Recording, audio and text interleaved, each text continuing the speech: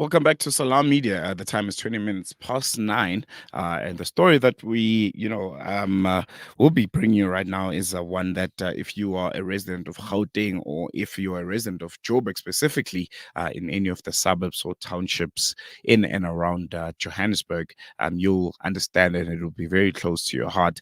We all know of the water crisis that has grappled the city of Johannesburg and Gauteng in the past 2 weeks. And we'll be speaking right now to Sommaya Motala and Muhammad Ismail, who will be joining us via telephone about just how difficult it was for the community of Greenside and how they stepped up and they became neighbors of note and helped those that needed helping when it came, to that very difficult situation. And we have Sommaya joining us right now. And Muhammad, I'm going to start with Sommaya. Sommaya, welcome, Salam. Thank you so much for joining us on Salam Media, and thank you for giving us your time.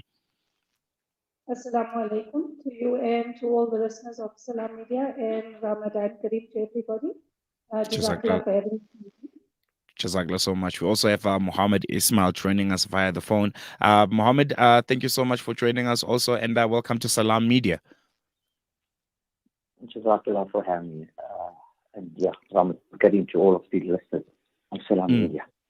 Jazakallah so much. I'm going to start with you, Sommaya. I'm sure a very, very difficult couple of weeks. If you can just paint a picture for us about the water situation in your neighborhood in Greenside and just how difficult it was to navigate the past week and coming to this week also.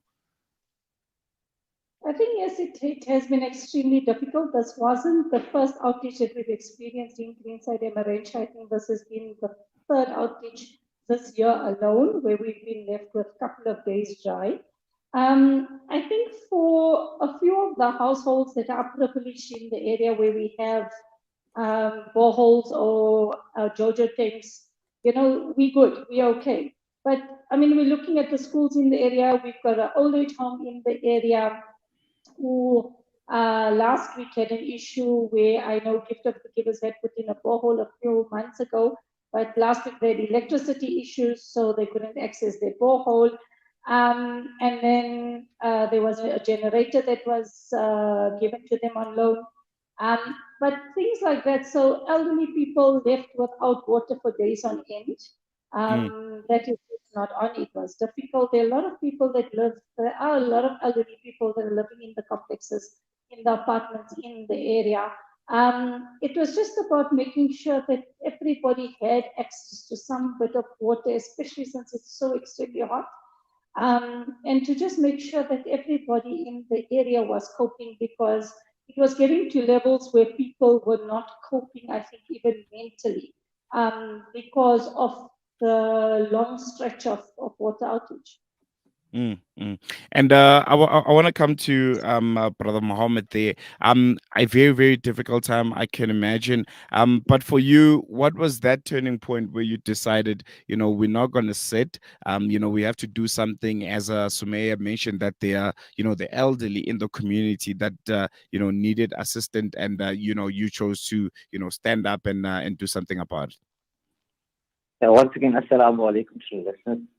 Thank you for having me. I think most importantly, it's not necessarily what I as an individual, but more importantly, I think the message that we need to convey to our listeners, to the people of Johannesburg and around the country. The water issue is obviously pertinent, and it's something that we can without. Having this problem to live with, most definitely. So effectively, the area of Greenside and Marange, Linden, as mentioned by my colleague Sommaya, has been without water for close to 2 weeks. Me personally, I'm very fortunate that we are led by some very, very senior ulama from our masjid, mainly Mullah Burhan Bia, Maulana Muhammad Amin Tawzat. And prior to the water situation, a hadith a day, every day after Maghrib, we were in mind charity and specifically water. So this was enough inspiration to me and a couple of other youngsters to look into the water situation and ask ourselves, what is it we can do?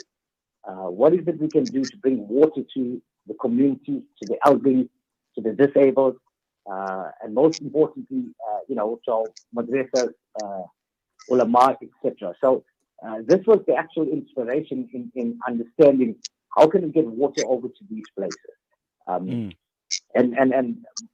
My humble request is follow your local ulama. There is enough inspiration in there to be able to help you to be able to do it. And after later on in the interview, I'll be able to explain what's the best process for you to follow with your local masjid in order to mitigate this going forward, inshallah.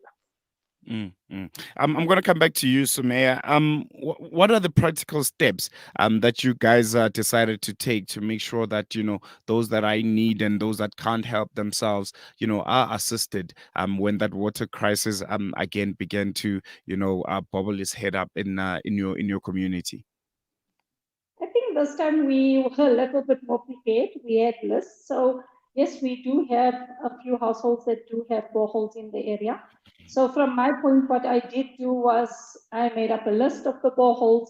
It is also, I mean, we are a neighborhood that, I mean, obviously everyone's busy. Not everyone knows where boreholes are located, who on their street or in their block has a borehole. So from my point, what I saw to do was that to align each person that needed the assistance with a borehole that was close to them, so they could be assisted by their own neighbors. And basically what I'm saying is get to know your neighbors.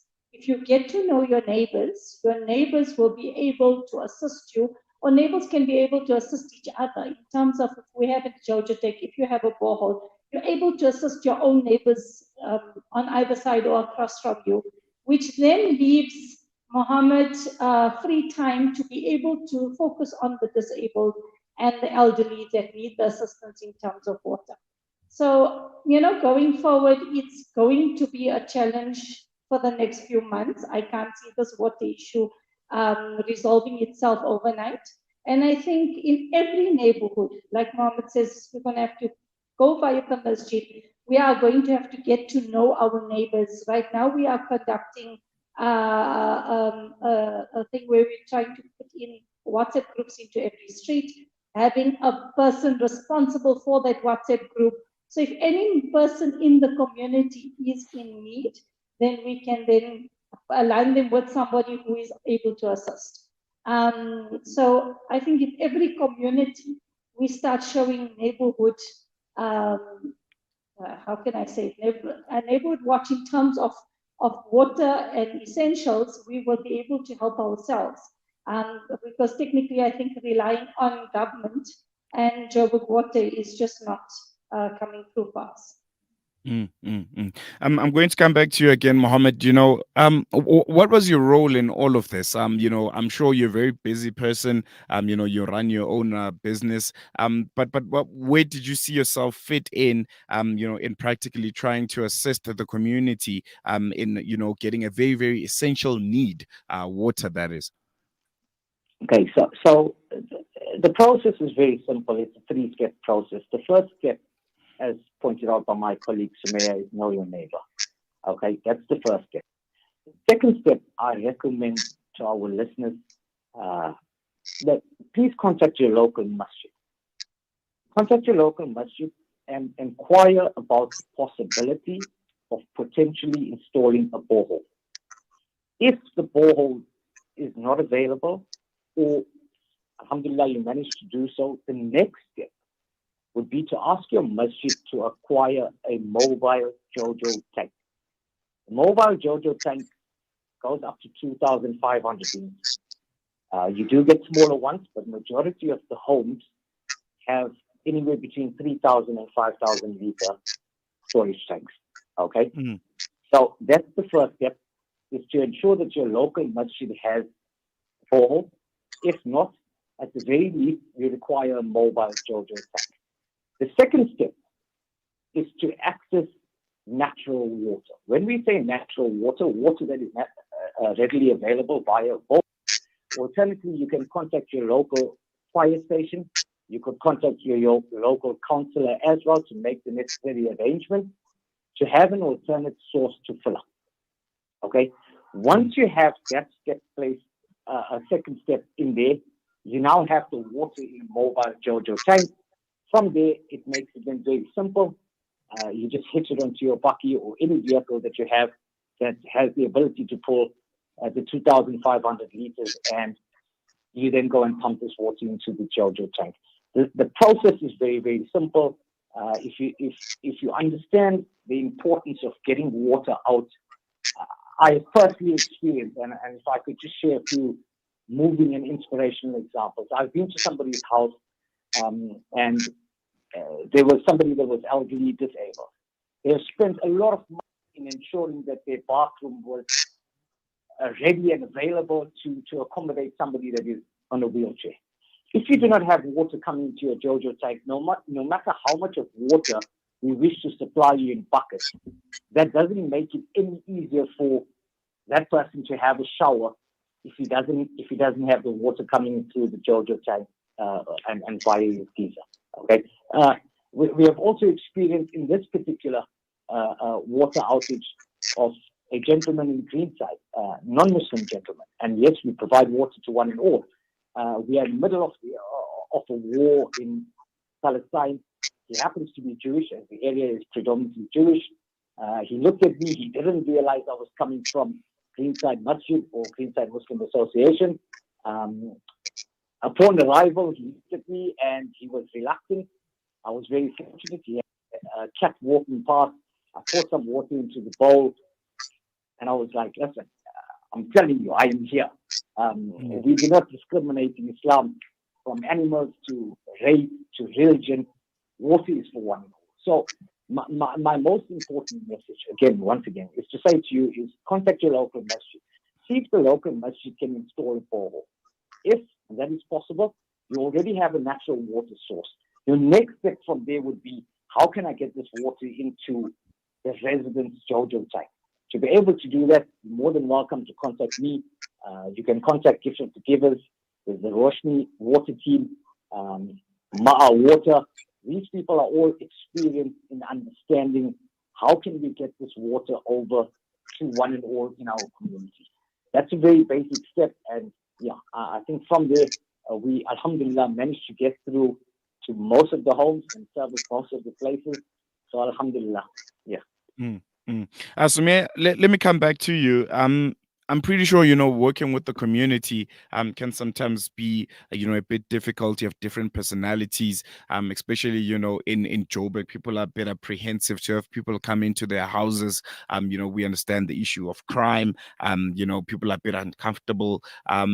How difficult was it to try and have people understanding that we are all faced with one challenge and we must all unite and work together to make sure that everyone has water at the end of the day? I think, this past week actually wasn't difficult. People are just enormously grateful. Whoever needed that assistance, whenever we knocked on doors, I obviously made phone calls before that to ensure that they knew who was coming through to them to deliver that water. I'll be honest with you, people were so grateful that there was no challenge, there was no difficulty. People were just enormously grateful that they could receive that water. Coming into a day where we have a slight trickle of water today, I'm still receiving thank yous from the people in the community. And like Mohammed says, is that our assistance went far and wide. It wasn't limited to the Muslim community. It went across the board to everybody, to every being that needed that water. So, alhamdulillah, I think, the community was just very grateful, including the councillor in the area who calls me up every day to say thank you so much for the extra assistance, because they themselves had no proper conclusion as to when this was coming to an end or what was really going on. Mm, mm.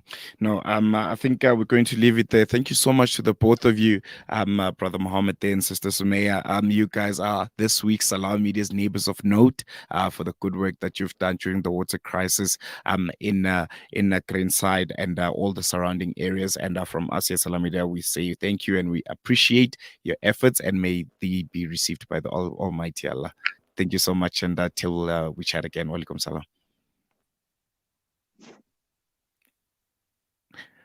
Well, there you have it there, Brother Sommaya and Sister Muhammad and Brother Sommaya there, being actively involved when it comes to the water crisis in the Greenside, saying we're not just going to sit around and wait for someone to do something about it. We're going to rally the community together, and everyone is going to contribute whatever that they have. I mean, imagine, especially in Johannesburg, in the suburbs of Johannesburg, having people come into your house and tell you that you have a borehole and there are other community members, there's elderly people that are living in your street, and we need you. We need your borehole. We need you to open up your gates and have people come in and collect water from your house. So a very, very, very, I think, important and very, very, commendable route there that the both of them took. We're going to take a quick break, and when we come back, we'll be focusing on the province of Gauteng and just how crime has become